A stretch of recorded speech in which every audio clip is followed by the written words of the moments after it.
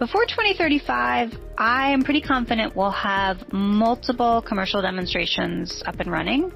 In the US, we already have demonstrations operating in Russia, in China, but in the US, ones that we would build, very confident that we will have several different designs before 2035. What a nuclear power plant basically is the way to boil water, right? Using an extremely complicated process. Greetings, Earthlings, and welcome to the Earthlings podcast. I'm one of your hosts, Christian Roseland. I'm a writer, a policy analyst, and an energy wonk. Are you wonky, Christian? Is that what you're saying? Some days I'm wonkier than others, but yeah. Today we got a wonky day coming for you. Super wonky. But we're going to make it fun. I'm Lisa Ann Pinkerton. I was an award-winning NPR reporter for PBS. I did environmental science work. And now I run PR for clean tech companies with Technica Communications and support my ladies with women in clean tech and sustainability. But today I'm here with Christian doing this podcast. And we wanted to take a moment and say, if you like what we're doing here at the Earthlings podcast, please consider following us on social media, subscribing to this podcast wherever you get your podcasts, Apple, Spotify, Stitcher, you name it, we're on there. And we just really appreciate you and look forward to seeing you in the interwebs. Or also, I want to give you the option of not following us. We will still appreciate you. We appreciate you listening. So today we're tackling one of those questions that has divided families and ended friendships and started, Twitter battles.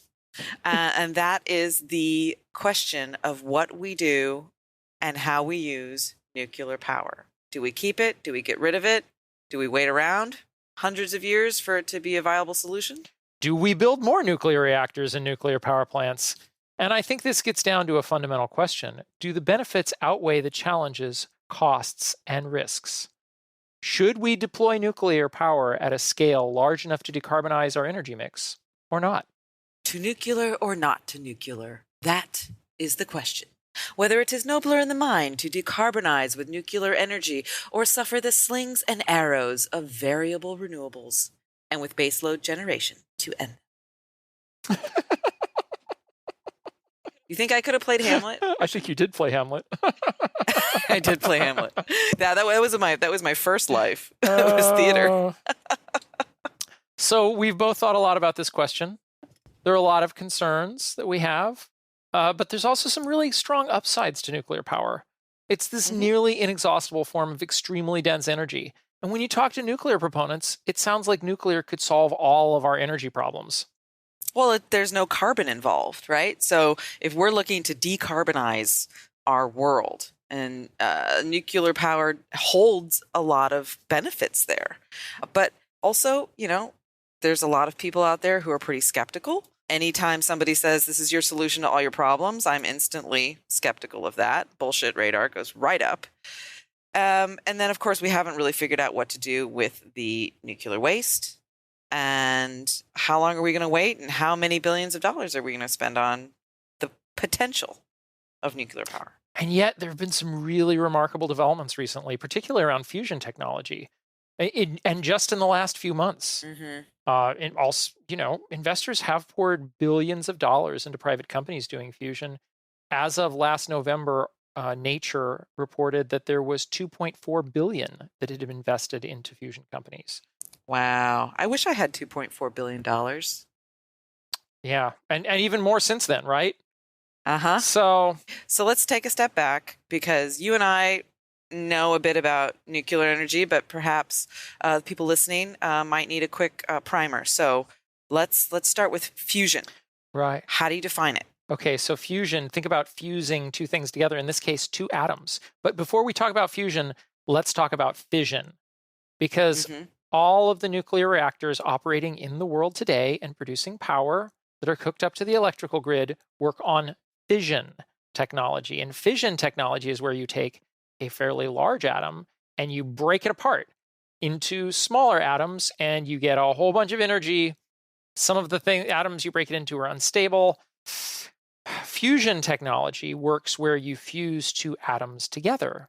In this case, taking hydrogen atoms, and fusing them together to form helium. Incidentally, that's what our sun does. So fusion, fission, very different, right? Fission, we figured out how to do that. We've been doing that for a while. We have a bunch of nuclear reactors that do it. Clearly, there's problems with fission. Fusion, wow, nearly inexhaustible form. Wow, just huge amounts of potential energy. But so far, it takes temperatures like we have in the sun, and it's just simply technically much, much harder to do. So we're not anywhere near where we are with fission with fusion. Okay, that's a great explanation. Thank you very much. Recently, there were some developments with fusion technology, especially in Europe. So what did you find out about that? Sure. A few weeks ago, a team of European scientists smashed the record for a sustained fusion reaction. They produced energy for, drum roll please, more than 5 seconds. Now, I know this sounds a little bit anticlimactic, but keep in mind, this is more than twice the previous record.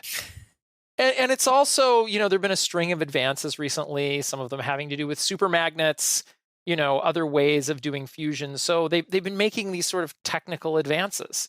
And I think that when you consider the tremendous potential of fusion, any of these things that move the needle closer, people get really excited about it because it's a big deal.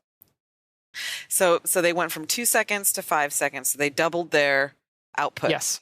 Now they have to actually build a new machine, a new torus, to get it more than, because, okay, keep in mind, we're working with temperatures hotter than the sun here. So, this is a remarkable technical feat to do this. Yeah. So they did it, and they more than doubled their output. So that's something. And I guess we'll wait for them to build the next machine to sustain this energy even longer. Yeah. So this is always the question that comes up when we talk nuclear power, especially advanced technologies like fusion. What's the timeline for deployment? Yeah, well, we've heard, it depends on who you talk to. There's some people who are talking about some very ambitious timelines. But I think if you talk to, say, the scientists in this joint European project or, other more mainstream sources, we're still hearing, this is a decade minimum off before we have an operating fusion reactor, let alone a fleet of fusion reactors. So, they're talking about we could have a reactor as soon as 2035. 2035. Yeah. Wow. And how many more millions of dollars are we going to have to put into it to get to that point? Millions. It's almost millions. Just millions of billions, quadrillions. Sometimes I feel like nuclear power is like owning a boat. It's a hole in the water you throw money into. And I mean, I get all the potential benefits. I totally do. And we'll get later on in the show, we'll talk about some of those. So I'm not, wholesale against nuclear energy. I'm just hyper-focused on the now 8 years that we have to turn back the worst effects of climate change before we very possibly have some, what's the word I'm looking for? The loop. Feedback loops. Feedback loops. Thank you. And I'm not super keen on waiting around to find out what those are.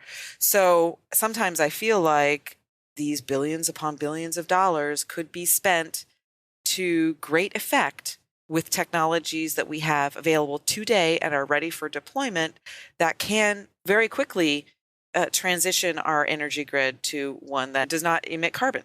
Sure. So, we could talk about some of the other technologies, and, you and I could go back and forth for a long time, and we have. But today we're going to do something different. We interviewed some experts who know more than we do. The first voice that you heard at the top of the hour was Dr. Jessica Lovering. She's an extremely knowledgeable proponent of nuclear power. The second voice that you heard was M.V. Ramana, who's an equally well-informed and passionate critic of nuclear. And at the end, we're going to have a seasoned electricity industry professional give his take. So to start off, we'll have Dr. Lovering, ladies first, and she's going to give us the case for nuclear power. She is the co-founder and co-executive director of the Good Energy Collective, was a director of energy at the Breakthrough Institute, and hails from Carnegie Mellon University and the University of Boulder, Colorado.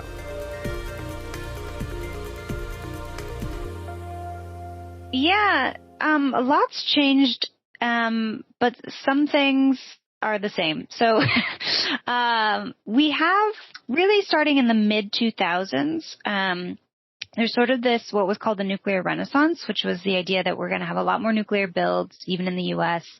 And the focus was really on what are called Generation 3 plus reactors. So those are quite similar to the nuclear that we've been building for 40 years, these large water-cooled reactors. So the ones, the U.S. has about 100 of these operating around the country. So Generation 3 plus have a lot of improvements in terms of safety, performance, economics, but technology-wise, they're pretty similar. They're still water-cooled. They're still quite large. So if you've seen like the Westinghouse AP1000, which is under construction in Georgia at the Vogtle project, that is a Generation 3 plus reactor. So, incremental improvement over existing nuclear technologies. Now, we've also seen a big boom in what we call advanced reactors. So that's really an umbrella term that encompasses a lot of things. So when I say advanced nuclear, that includes a lot of technologies that are not water cooled. So we'd say non-light water reactor designs. But also it includes small modular reactors, SMRs, which can be water cooled. So they can be quite similar technology-wise to the large reactors that we have operating today. They're just a lot smaller, one, but also because they're smaller, you can get a lot more factory fabrication or modular fabrication. So the hope is that while the technology is quite similar, they can be a better business case. So faster to build, and also you can add them in smaller increments. You don't have to, construct something for 10 years and then you get 1 gigawatt all at once. SMRs, the cutoff is anything under 300 megawatts. And you can also have SMRs that are not water cooled. So when we talk about those other things in advanced reactors, those non-light water reactors, there's a lot of things in there. So some things that people might have heard of are molten salt or thorium-fueled reactors. But there's also high-temperature gas-cooled reactors. We have a lot more experience operating gas-cooled reactors around the world. There's also metal-cooled reactors. So metal is often sodium is a really common design, or molten lead is another one. And so those are kind of the range of different things. For all of those, particularly the molten salt and the metal cooled, a big attribute is that they operate at sort of ambient pressures. So when we talk about these new nuclear technologies being developed, which of the ones, what's the most exciting one for you and why? Okay, so I think the most exciting one to me, I'm really interested in microreactors. So micro, I define it as anything under 10 megawatts. And there's this company in the U.S. That actually submitted their combined operating license to the regulator in the U.S. The company is called Oklo, and their reactor is 1.5 megawatts electric. So that is very small. If you're used to thinking about nuclear, it's about the size in terms of rated capacity of a large wind turbine. And it fits in about like 1 to 2 shipping containers. And it also is designed to operate for like 15 years without refueling. So you can kind of think of it more like a battery where you get the reactor shipped to you fully fueled and sealed. You just plug it in when it gets there and it runs for 15, 20 years, and then you send it back to be decommissioned and refueled at a central facility. So I'm excited is that it's a very different model for how to do nuclear, and it opens up a lot of different markets, a lot of different business cases, a lot of different communities to nuclear. So something I looked at in my dissertation was microreactors for off-grid and microgrid applications, particularly in cold places like the Canadian Arctic. There's a lot of communities that are off-grid, diesel dependent. So right now they're paying a lot for electricity, and their electricity is also very polluting, because it's diesel, 100% diesel. So if you could have a microreactor that's cost competitive with diesel, that's just a win-win because you eliminate all that air pollution, that big public health impact for those communities, and also reduce their electricity costs significantly. So that's sort of that niche market that could be really great for microreactors. And then eventually, if you build enough, you might be able to bring the cost down to where, say a community in California who wants to have ownership of their electricity generation could buy a microreactor. Yeah. Okay. And you've talked about how you focus a lot on the community side of things and where we can place some of these new designs. Why do you think communities would welcome some of these new technologies and these new nuclear designs, and why would they be excited to host them? Yeah, so it's not going to be, everywhere. We're going to have to find communities that are more amenable to nuclear, but also interested in kind of the opportunity of building a first of a kind. So let me give you one example that I think makes sense to people of where we might see some of these first builds. So we're looking at what a coal to SMR repowering program looks like. So there's a lot of communities in the U.S. that are seeing their coal power plants retire in sort of the next 5 to 10 years. That's really great from a climate perspective, but it's really devastating to the local communities that not only have these large power plants where a lot of people work, but typically also there's a mine in the vicinity that powers that coal power plant. So they're looking at a huge loss of jobs, tax revenue. So a coal power plant site is actually a good location to build a new nuclear project because you can take advantage of a lot of the infrastructure like power lines, railroad lines, water source if it's a water-cooled reactor. So that could be a real sort of win-win. And the community might be very interested in having a new power plant built on the same site because it provides a lot of jobs and also very similar jobs, operating a power plant, and also a guarantee that those jobs stay local, unlike some of these, worker retraining programs that are a little more vague. Nuclear power typically employs more people per unit of capacity and also has higher salaries. So that could be very attractive to these communities. And may even, hopefully could possibly accelerate closure of some of these coal plants if people feel like there's a better option out there that has, reduces their public health burden, increases their jobs and salaries in the local community. So that seems like a very promising pathway. Yeah, definitely. To get back to these SMRs, so when could we expect to see the first SMR online in the United States?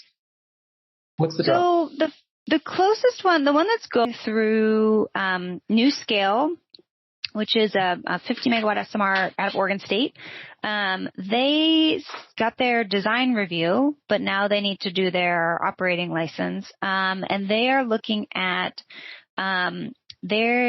We're originally going to start construction in 2027, and now they're looking at 2029. And that's because their customer pushed that timeline back. So they could be ready to build in 2027. If there's someone who wants to, but their first project is really looking at starting construction in 2029, and that's in Idaho, providing power to a consortia of municipal utilities in Utah. So that's sort of the timeline there. It could be sooner if they find a different customer or another customer, but that's kind of the timeline. And that's because one issue there is that while their reactor is only 50 megawatts, their power plant is designed to have multiple units, so like a 6-pack or a 12-pack of these smaller reactors. So you take advantage of the factory fabrication of the reactor unit, but then you string them together into what is more of a traditional size power plant, so sort of this 300 to 700 megawatt range, which is a really good replacement size for coal plants, and much more on the utility scale for power generation. But the project is much bigger, more complicated. and could be harder to build.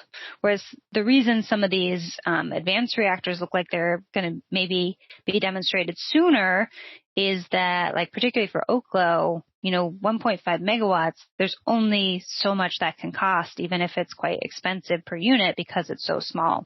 And so they can look at much shorter timelines for doing their first build, even if it's, completely bespoke, not factory fabricated. It could still be quite fast because it's so small.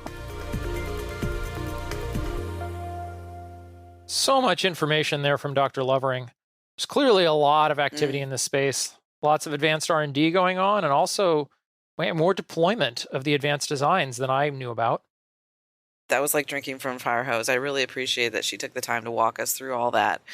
And, with so many billions of dollars being invested in this space, I am excited to see how it grows and which of these different types of technologies really come out as the clear, scalable winners. Yeah. Yeah. It's also, I think she's one of the more effective communicators for nuclear power that I've met. And she's not alone. Certainly Bill Gates has played an important role, and also some of the climate scientists, people like Dr. James Hansen. Some of his data about renewables could get updated. But certainly they've been more effective in telling the story of nuclear than some of the other more severe voices. Bill Gates, yes, I think he's great, and he's really added, I think, to a lot of the hype. But sometimes that's what an industry needs is a big forward thinker like that with a lot of credibility and a lot of money, frankly, to shine a spotlight on the potential coming out of the industry. And from a PR perspective, being that that's what I do, I think the industry in general has always had a challenge communicating its value and benefits because so many people are fearful of the dangers that can come with nuclear energy. And they haven't always been successful, but I think moving into the energy transition, I think there's an opportunity for them to establish a new message, one where they're not in competition with renewables. Yeah, and I think we're starting to see that happen. We've been starting to see that happen over the last few years, but I think that's also been a shift by nuclear proponents to instead of bashing renewables, to look for ways that the two can work together and can complement each other. And I think that's definitely been a shift in the approach of advocates. Yeah, because what turns people off is when nuclear proponents are like, it's the holy grail, it's going to save everything, and everything else is shit. Yep. Like, you should only look at nuclear. Yep. And I think that's where you lose people, this holy grail. Yeah, and I like that about what Dr. Lovering had to say, because instead of approaching this as one big holy grail, she's talking about all these different designs that are being developed, all these different approaches, and the combinations of different approaches, which I'd never thought about it in that way before. And it becomes, instead of the Holy Grail, it becomes this iterative process moving forward. Yeah, I never considered the island communities that are dependent on diesel fuel, which still, to me, boggles my mind that that's still a thing. And these remote applications, never considered that. So to me, that's interesting. But also, I can think the other side of it is, well, are those too niche of applications? So the technology is actually not going to be scalable to that.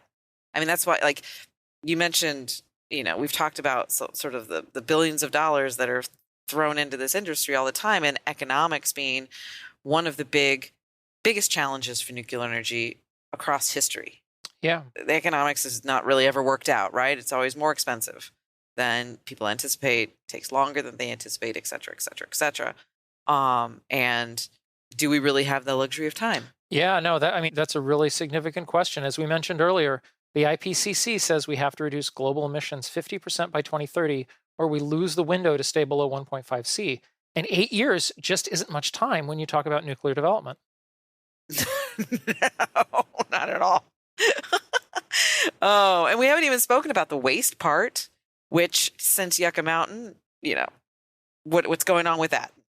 I don't know. We'll find out. I think we talked to another guest later on that covers that. So, but right now we have a good segue here into our next guest, who is MV Ramana, and he's a physicist who works at the Nuclear Futures Laboratory and the Program on Science and Global Security, both at Princeton University. to start with, let's get a broad overview of all of the new nuclear technologies that advocates of nuclear power are talking about. The molten salt reactors, the small modular reactors, and I understand there's some overlap between these technologies. But in terms of these concepts, which of these has the most promise for, if any, for near-term mass commercial deployment? The simple answer is none of them. If you had to pick a winner, so to say, if you want to think about something that might actually be deployed, it would probably be one of these small modular reactor designs that are based on light water reactors, which are the most prevalent nuclear reactor design around the world. And so what you're talking about are basically scaled down versions of large reactors that are already extant, albeit with some design differences. And these are the only ones which I can see being deployed anytime in the next decade to a decade and a half. But the reason I said no is because I don't see any of them being deployed at a mass level. You can probably have a few niche projects, which might be deployed over the next couple of decades, because there's a lot of government support for these things in many countries, and they will like to see something being built. But I don't see these becoming commercially viable anytime. So are we going to have to wait for another 20, 30 years? It seems to me like some of these new technologies are always constantly 15, 20 years out. Yes. So why? What is the big challenge? Small modular reactors. Obviously, we've been doing light water reactors for a while. Yes. All the nuclear advocates point out that the cost is the problem, that they're one-offs. And so they say if we can just mass produce them and, repeat them, build them in this modular way, much similar to the way that solar is built, that this would address the cost challenge. So what's the catch? What's the difficulty? Yeah, the catch is the small. So in the case of small modular reactors, what you're trying to do is to go to smaller sizes so that the expectation is that the overall cost will be smaller. So instead of planning for a project that is costing $28 billion, maybe you're thinking about a project. According to the proponents, they will say $2 to $3 billion, but I would say probably more like $10 billion. Right? That's just my take on that. But anyway, so it's a smaller chunk of money compared to the amount that you have to invest in a large reactor. However, the amount of electricity that you would be generating for the same for the cost would be much more than lower by the same proportion. To put it differently, when I go from let's say a 200 megawatt reactor to a 1000 megawatt reactor, I am generating 5 times as much electricity in the 1000 megawatt reactor case. In other words, I'm getting 5 times as much revenue from selling electricity. However, the cost of construction is not 5 times as much. That's because you don't require 5 times as much concrete or require 5 times as many workers to be operating that plant. So the costs are actually not going to be 5 times as much large. And this is what they call economies of scale. Right? And when you go to small modular reactors, you're losing out on these economies of scale. Now, the proponents for small modular reactors would say that we can try to make up for that by doing mass manufacture in factories, learning, and so on and so forth. Now, there are 2 problems there. The first problem is that if you just assume that these things are going to there is going to be some kind of learning and some cost reduction, you can try to estimate what is the most optimistic numbers of reactors you have to construct before you meet the small reactors match up with large reactors in terms of cost per unit of electricity generated. And that numbers tends to be several hundred to several thousands of reactors. In other words, I have to build about several hundred to several thousand loss leaders initially before I can actually try to make up for the losses of economies of scale, right? And the question is, who's going to buy those first few thousand odd reactors, right? That's the first question. The second is, you can also look at the historical experience. These numbers about learning and so on are theoretical numbers. That these kinds of expectations were present even in the earliest decades of the nuclear project, of the nuclear age. And people have always been saying, as we build more and more reactors, we're going to come down in cost. What's interesting about this is I feel like we're getting to the issue of complexity here. it seems like the complexity of these nuclear designs is sort of their natural enemy. So I think that's an inherent feature of nuclear power, right? You are trying, what a nuclear power plant basically is a way to boil water, right? Using an extremely complicated process, right? And it's a process that you have to control because any kind of escape of radioactive materials from this reactor is going to be deadly, right? Literally, for thousands of years.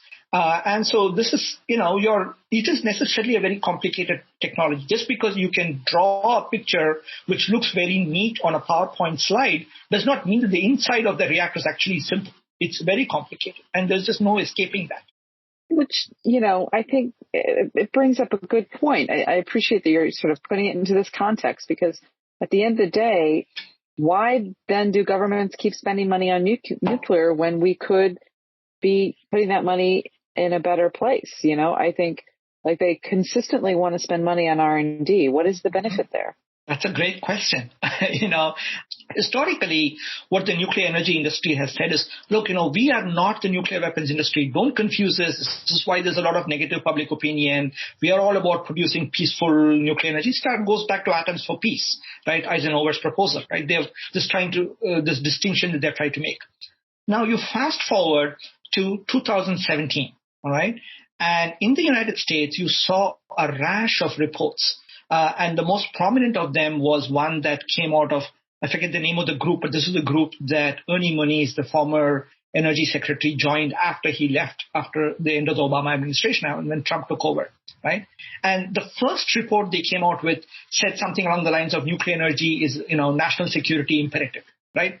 And the argument they make is that you need to invest in nuclear power because that's what allows us to run our nuclear submarines and have people going there and have jobs for them when they come out of the nuclear navy, and all this crossovers between the military uses of the nuclear energy and the peaceful use of nuclear energy. That's an important component. The same thing we saw in the United Kingdom, where everybody was, and their brother could clearly see that Hinkley Point was going to be a major failure, right? They were going to offering them costs just twice what the market was paying for electricity. And the people who have studied this are people at the University of Sussex. And they basically document that there was a lot of talk about how this was necessary for refurbishing the Trident nuclear submarine, right? There's a lot of crossover between these two industries, and one subsidizes the other, right? And depending on which one is sort of at the more troubled end of it, you will use the other one as your argument. Absolutely. You're reading my mind as I'm sitting here listening to you. And my question is, at what point does it actually become worth it in the 21st century to invest in nuclear and build nuclear power plants? In my opinion, it's, we've learned enough in the last 70 odd years to know that it's not worth it, right? So in the 21st century, we've come a long way with a lot of other technologies. Now, let me give the benefit of the doubt, right? So there is a point at which you might say we might need nuclear power, right? And I'll give the best case forward for nuclear power, which is that right now, so let me step back and ask the question. So what do we mean by saying we need nuclear power or we need this kind of energy, right? To decide what kind of energy system we need, you have to set some boundaries, some constraints on the system, right? So I guess given that, the name of your podcast and what we sort of talked about before, this podcast would take the risk of climate change very seriously, right? And that being one of the risks. So if you put that as a constraint and saying we need to reduce emissions, and that's the constraint in which you're trying to come up with an energy system for the 21st century, then the answer today is fairly obvious. We need to expand renewables very rapidly. And, that's really should be the goal right now. Well, I think it's pretty clear where MV Ramana stands in terms of nuclear energy. Yes, it is. No ambiguity there. No. But he also brings a lot of context to this conversation. And there's a lot of things in there that we don't normally talk about that I feel that are important for understanding nuclear power. Oh, yeah. You mean that it's basically boiling water with extra steps? Yeah, it's the most sophisticated, complicated way to spin a turbine. Yeah. To me, it's almost like the old-timey way of making electricity. Mm-hmm. Yes, it's possibly the most sophisticated thing that we've ever done as a species. And then we run a steam turbine. So, but it's great, and it's going to save the planet. Yeah. So let's talk about the time and money that it takes to build nuclear power plants. The latest news from the Vogtle, I hope I'm saying that right, Vogtle nuclear power plant in Georgia is now looking like it's going to cost nearly $30 billion with a B, and it is already 6 or 7 years past its initial start date. Oh my gosh. 6 or 7 years. Can you imagine? Like, where would we be if we missed our deadline by years, 6 decades? years. Sorry, it's not going to get that to you for 6 years. This project, it's going to be delayed. I don't even know how to think about projects going over on that kind of time scale. Yeah, and $30 billion, we can use that number, but like I think it's hard for the human brain to even understand how much money that is. Well, for a 2.2 gigawatt reactor, I think I worked that out the other day, more than $14 per watt, which is, I mean, I guess some rooftop solar. No, rooftop solar is 350 watt. Yeah, it's a whole lot of money. Now, to be clear, if you just talk about the per watt, you're not talking about the capacity. Blah, blah, blah, blah, blah. Energy wonk alert. Wonky alert. Talk, wonk alert. I'm just saying it's a lot of money. It's a lot of money. And maybe, okay, so this is what I'm thinking. Maybe the case for nuclear power isn't actually today on Earth. Maybe it's to power space. And, 10, 20 years down the line, we'll have like EVs dominating the road and we'll need a lot more power anyway. Yeah, absolutely. And then this abundant non-carbon source looks a lot more attractive. Absolutely. Another application is hydrogen production. Mm-hmm. If we're going to use hydrogen to make steel, spoiler alert, we're doing an episode on green steel, and do other heavy industrial processes. Or fly airplanes. Spoiler alert. We got one on that too coming up. Yeah, you're going to need a whole lot of energy to make hydrogen. Right now, if we're talking about doing it with renewables, we're talking about a whole lot more renewables because electrolysis isn't, it's kind of a power hog. So, and you mean splitting hydrogen and oxygen atoms is a power hog, Christian? Splitting water. Yeah. It's funny how we're always splitting things. We start with splitting wood, water. Yeah. Now we're talking about splitting water, splitting atoms, except if it's fusion, in which case we're putting them back together. Try doing that with wood. Anyway. Smash. So, yeah, I think there's some potential, right? All those electrolyzers, like you said. But today, we're all sitting around waiting. Yeah, well, maybe in this 10 to 15 years, maybe SMRs will have matured and, they'll have economies of scale from production. I mean, Ramana does have some counterpoints to that. But well, like you said earlier, it's like you can argue both sides of this all day long. And then Mars, right? Maybe we power Mars with those SMRs. Yeah. I mean, that's absolutely true. I used to think it was going to be solar panels on Mars. One word, dust. Yeah, we're probably not going to power Mars with solar. Just, yeah. Mm-hmm. Yeah, and I think there's a lot of credence to space travel and nuclear energy. And, well, of course, that's all the sci-fi stuff is all the reactors and Mars. I think there's a lot of credence there. Space travel in general, you need a lot of energy, and you need it. And there's already like some satellites, right, that do run on these very, very small nuclear micro-reactors. Yeah, they're just these tiny little things, and they'll run forever. Sure. I mean, honestly, solar works really well in space. We kind of moved to solar for that one. I mean, you've got no clouds. There's a few advantages to there. But, let's go back to Mars. Mars is a hard place to live, even if we get there. So my question is, what's happening today with nukes on Earth? Actually, Christian, our last guest is going to give us that information. I met him when I picked a very polite disagreement on a chat forum with a at an energy conference in the virtual world, and he was gracious enough to engage, and we had a good conversation. His name is Chris Vlahoplus, and he is formerly of Scott Maddan's energy practice, and he held that role for like 20 years, but it took a while for me and Christian to get this episode going. So in that time, he's semi-retired, and he was the co-leader of the firm's nuclear consulting practice. And he was really candid about us in the context of the state of nuclear today. Yeah, I'd have to say that, the nuclear industry today is successful but challenged. There's a significant risk that some of the existing plants are going to close. And there's lukewarm support for extending the life of some of these plants or building new ones. And the reason I think it's important is it would be a major hit to our ability to decarbonize the nation's electric system. Maybe for those who are listening who aren't experts in nuclear, let me just give a little background. Worldwide, there's around 440 reactors with about 54 under construction. In the U.S., we have about 100 reactors operating with 2 under construction in about 60 locations. And for decades, these reactors have generated 20% of our nation's electricity.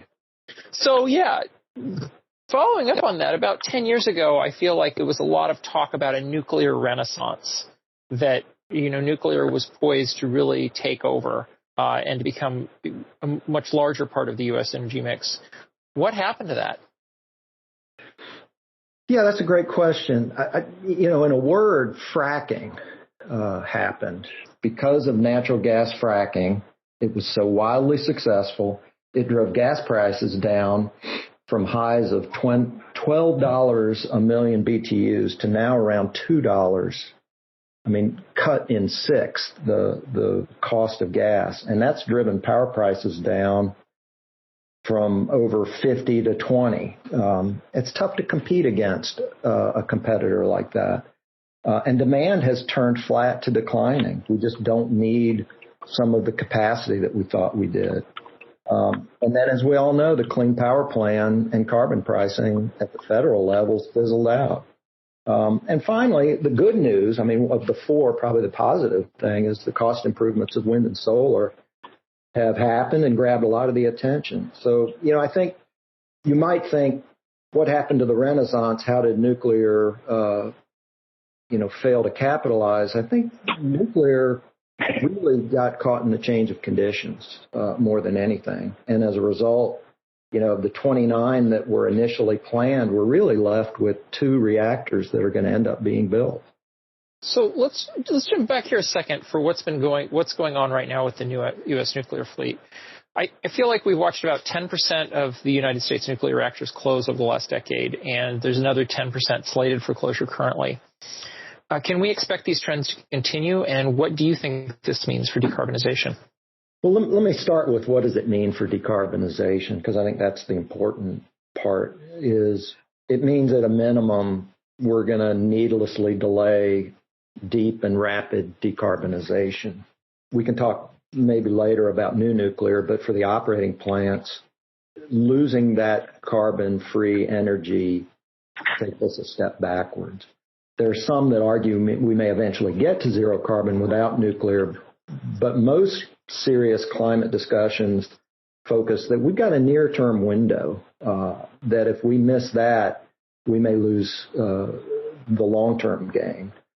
So we've got to drive it down soon, and we got to drive it down steep. And also, we may lose the industry long-term. If we can't keep the nuclear industry sustainable in the near term, the ability to participate in the long term may be jeopardized. So we still have 60% of our power being produced by fossil fuels. It's critical that we have nuclear operating plants in the near term, or we risk taking 2 steps forward and 2 steps back. Can we expect the trend to continue, without changes to carbon policy and without some support from climate advocates? I'm afraid, this trend will continue. Again, if we have some sort of carbon support, nuclear may be able to compete against gas, but natural gas continues to be cheap, and there's little prospect for near-term carbon price support. And what I mean by near-term, not just years from now, there are announcements month to month of plants that are going to close. So I think it's an important issue.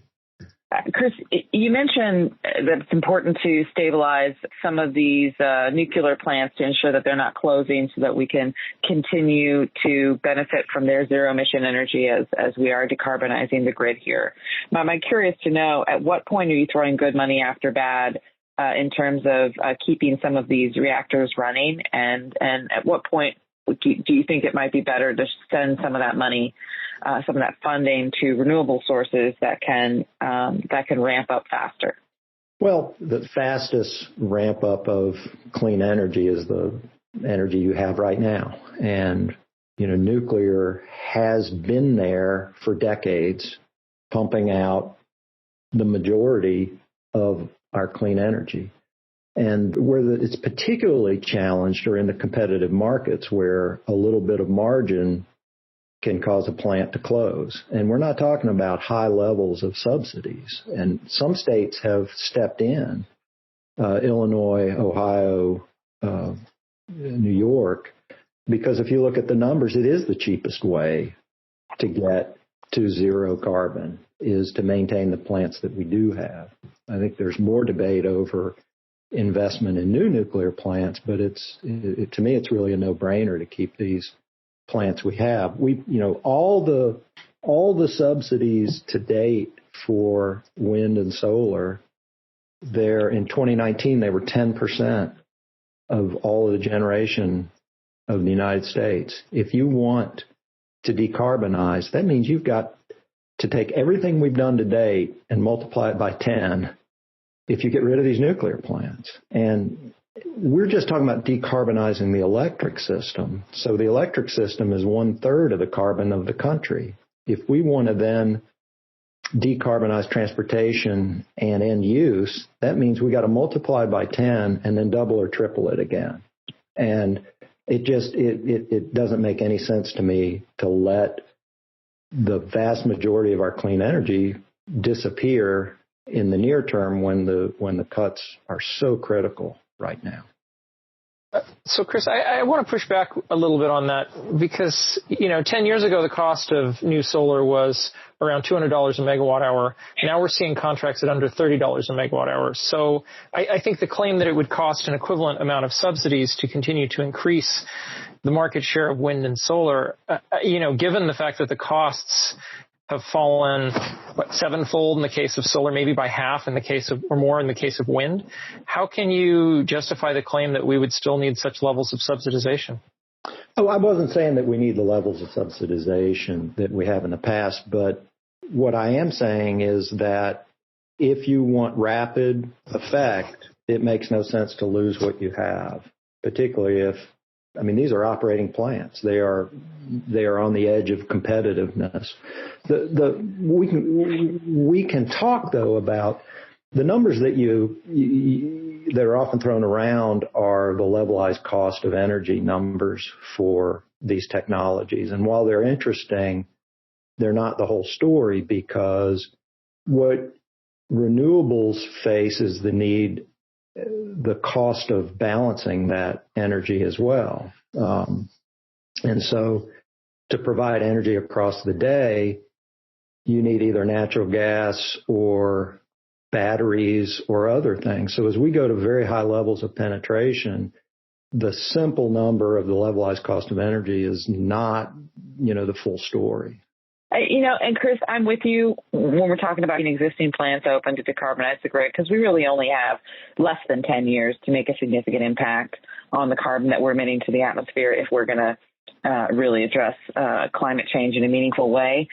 But I'm still not convinced that we should be spending billions of dollars to build new reactors when they take decades to build. You said yourself, we don't have a supply chain in place. It's much more expensive than, what can be done in other places. And I have a concern that funds are being funds will go down a black hole, very valuable funds that could be put towards building some, solar, renewable energy that can generate power now very quickly to help mitigate climate change. I mean, if that's what we're talking about, decarbonizing the grid, getting carbon out of the atmosphere, and changing how we produce our energy, it's a hard pill for me to swallow to spend billions of dollars and wait 10 years. And maybe what I might do is, interpret this a little bit different of, should we be going at every option that we have? Yes. That's my view. We have so much room to make up. We need to be going at it all. Remember, if we took nuclear out of the equation, it makes the existing ones, it makes it that much more difficult. But still, and I'm not talking about taking the existing ones offline. I'm talking about spending new money on new plants, and which to me feels very risky. Well, I think the issue here is risky in terms, which is the greater risk of not doing something and needing it, and versus doing something about it and being in a position to implement it. I mean, a decade can go pretty fast. My point about the UAE, if we get behind it, we can do this, and we can build these. And I think there's also the questions about the viability of a purely renewable system as you get into greater and greater penetrations. Many have done studies that show it can be done. It's not clear it has been done yet. Many still rely on gas or imports and exports from their neighbors. And I think there is some issues in terms of we'll have to be pouring money into batteries or pouring money into gas to balance off some of these. So I think there's risks in not having a diversity of generation sources as we move forward. There are analyses, recent ones come out that conclude that a system with a combination of carbon-free resources like nuclear along with renewables gets us to zero emissions at the lowest cost. So I guess I would, in a way, agree with some of your thinking, which is in the near term, we need to save every bit we have. We need to be investing to be ready to implement nuclear, and perhaps it's the small modular at the right time. But the only thing I take issue is we need to start pumping some money into it and making some commitments, or it will be another couple of decades before that nuclear comes in. So the timing may very well be longer than we'd like for nuclear to come in, but it will be even longer if we don't get behind and start supporting it. Sure, I think that's a fair, that's a fair assessment that if we're going to do this, we need to invest in it. But to go back to something you said there about the need for nuclear in high renewable penetration scenarios or something like it, we have, I don't think the options are just batteries and gas. Hydro has been balancing very high levels of renewable energy in Scandinavia for some time.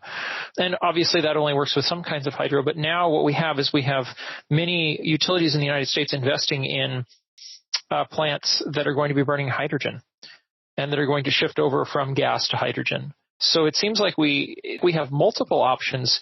But in New England in the middle of winter, it may not be, you may not be able to do something like that.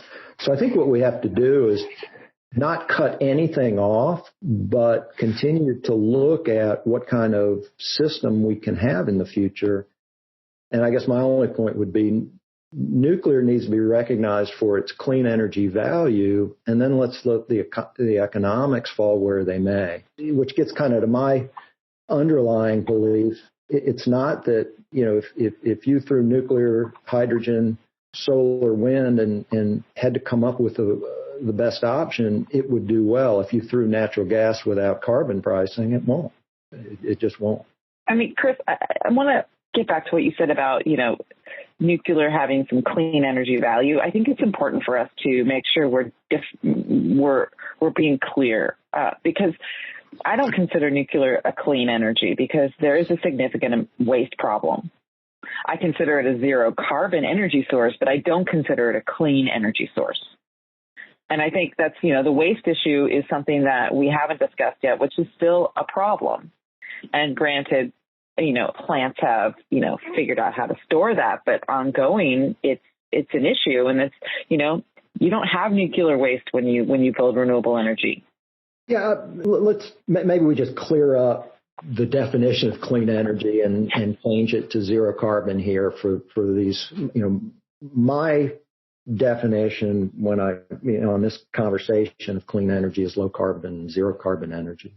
I mean, that is the existential environmental issue of our day. I mean, by far, it is the big issue, and if we can come away with people hearing this webcast and understanding that nuclear is zero carbon, that's enough for me today. And it's such an issue that the European unions, I was reading recently, they're under pressure to make the proclamation that nuclear is low carbon.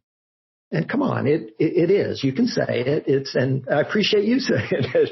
It is low carbon. But, there's still surveys out there where a large percentage of people believe it emits carbon. So again, if you take away one thing, it is carbon free. Now, introducing the nuclear waste is debatable. To me, coming from a nuclear background, to me, it's a distraction, for two reasons. One, no form of energy creates no waste. And two, the issues with nuclear waste are more political and economic than a real barrier to implementing nuclear. Wow, a lot to digest there. I'm not sure where to start. Well, let me ask you this, Christian. To nuclear or not to nuclear? This is not a simple yes or no answer. Are we talking about existing nuclear power plants or are we talking about new nuclear power plants? I definitely see the benefit to keeping existing nuclear on. We've built it. We paid for it. It doesn't emit carbon. Let's keep them running. Yep. Until they're not safe enough to keep running. Right. And I think that's the mainstream consensus of the climate and energy community in the United States, is to keep the existing plants online for as long as is feasible. But that's a totally different conversation in Europe.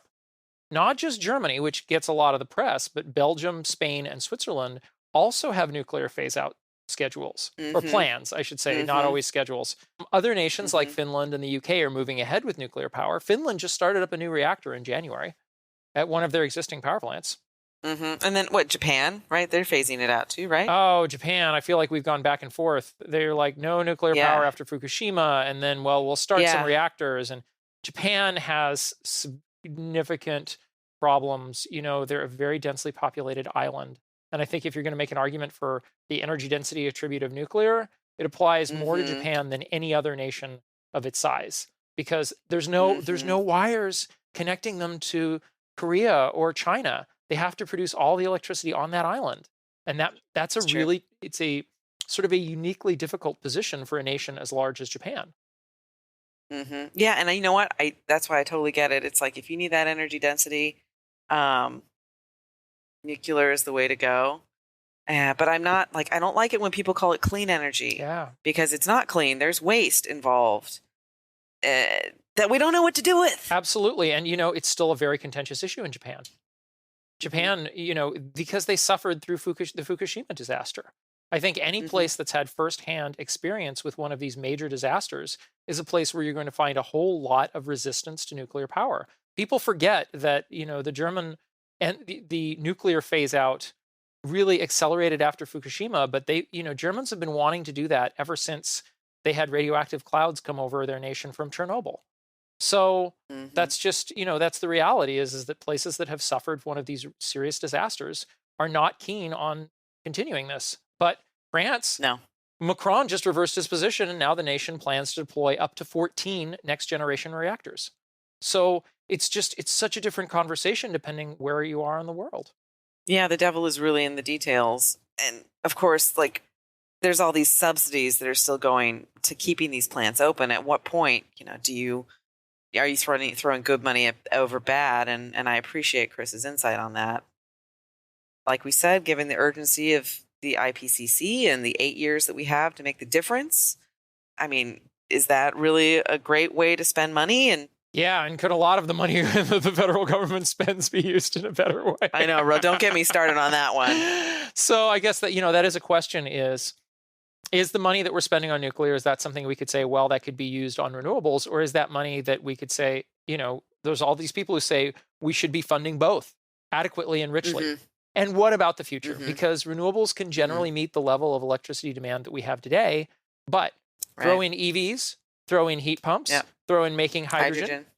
That's going to take a lot more power. And most nations don't exactly have space constraints, but there is competition for the use of land already in a number of places. And, could these new nuclear designs meet some of that need? Yeah. And I think, the way to think about it, I think with my clean tech messaging hat on, is that advanced nuclear technology, it's a solution without a problem. But, 20, 30, 50, 100 years from now, we're really going to need nuclear, and it's going to be playing this really powerful, pun intended, role in our clean energy mix. And so I think if we get a chance to sort of shift our focus, like renewables and nuclear, they don't have to compete. Like, we get a chance to deploy both, and we can build a clean energy future, understanding that renewables are going to, carry the lift today, and nuclear is going to carry the lift long term. Yeah. And, that is assuming that these designs will be ready and cost effective in the 2030s or 2040s. We're assuming that. And that's still unproven. It's, the joke. They're always 20 years out. And, if we have 20 years, might we have better solutions? One of the things that we've been talking about is that I've been learning about is hydrogen powered power plants, where you basically replace the natural gas with hydrogen and they run a steam turbine, again, that old timey way. All those miracle batteries that just, could store power very cheaply. Yeah, we just simply might have solutions by the time that these nuclear power designs come around that are better, cheaper, and cleaner.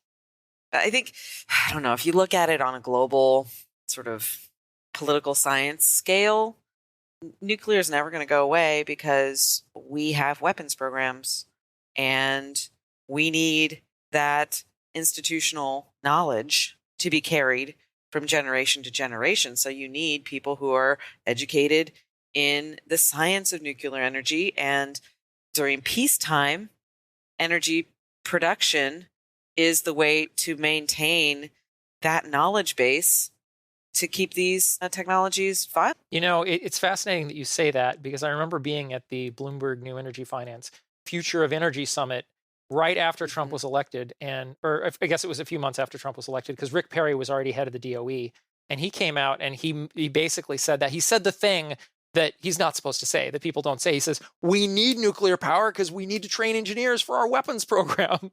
So, I think from the perspective of governments, yes. I mean, as a human being, I'm having a hard time with the idea that we need to have nuclear weapons. And I understand that they're hard to get rid of, but I guess I can still hold out some hope that we can figure out a way to get rid of them. And yeah, you're right. But you're right. The nuclear industry isn't going to go away until we fully decommissioned our nuclear weapons. So it makes total sense that, billions upon billions of dollars just like appear out of nowhere to fund this industry at a government level. Like, I get it, Yeah. So, I mean, Lisa Ann, we've heard the case for nuclear. We've heard the case against nuclear. What do you think about the case for nuclear now, today? I feel like it still holds a lot of promise. And so I would like us as a society to continue that development effort. I would prefer that it not be at the disadvantage of renewable energy that could really help us in the short term. Yeah. So you'd say there's a place for nuclear, but it's in the future? Mm-hmm. Yeah, as for me, I've gone from being anti-nuclear to being more skeptical. And, I really went into this episode saying, convince me. And at the end of it, I'm not sold. But, in the future, who knows? There are possibilities, but they are just possibilities. I don't know. That's my problem. I'm a show me the money kind of guy. Like, tell me it's actually working, because I've been burned on so much tech that didn't pan out. But that's another story.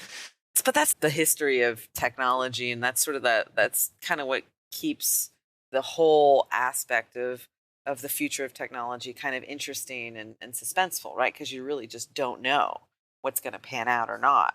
But, Earthlings, we'd love to hear your thoughts on this. What do you think the future of nuclear power is, and what role do you think it has to play in the energy mix? And you can tell us by following us on Twitter at EarthlingsPod, or on LinkedIn at EarthlingsPodcast, or send us an email at hosts@earthlingspodcast.com. And until next time, this is Christian Roseland. And I'm Lisa Ann Pinkerton. May your travels on this blue-green space flower greet you with all the information that you need to make the best decisions today for our collective future.